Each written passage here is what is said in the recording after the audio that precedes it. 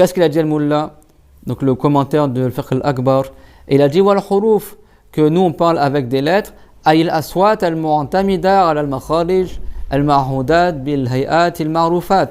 C'est-à-dire les sons, d'accord, les sons qui se reposent sur des points de sortie des lettres bien connus, des situations de la bouche qui sont bien connues, d'accord, des mouvements de la mâchoire bien connus, etc. Donc ça veut dire que Dieu ne parle pas avec des sons. Parce que les wahhabites, ils croient que la parole de Allah c'est un son. Ils attribuent à Allah as-sawt.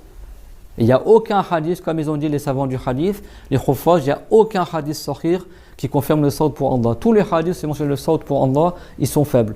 Et le sawt pour Allah, ce n'est pas désigné que Dieu il parle avec un sawt, c'est juste que quand Allah il révèle à Jibril des choses, les anges ils entendent un son dans les cieux. Et ce son-là, les savants ils ont dit, c'est le bruit des ailes des anges, qui battent des ailes. Ou ils entendent comme le bruit d'une chaîne qui est traînée sur des rochers. Ça ne veut pas dire que c'est la parole de Allah qu'ils entendent, c'est que Jibril qui entend la parole de Allah parmi les anges. À dire que Dieu il crée un son dans les cieux qui annonce, qui est comme un tintement qui fait que les anges ils savent que Dieu a révélé quelque chose à Jibril. C'est clair? Ça ne veut pas dire qu'ils entendent la voix de Allah, parce qu'en arabe le mot sawt il veut dire la voix, il veut dire aussi le son.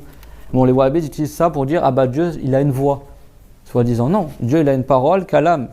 Aucun hadith et aucune ayat du Coran ils disent que Dieu a un sawt dans le sens de l'attribut.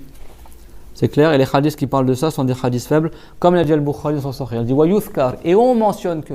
C'est-à-dire que lui il ne considère pas que le hadith il est sahih.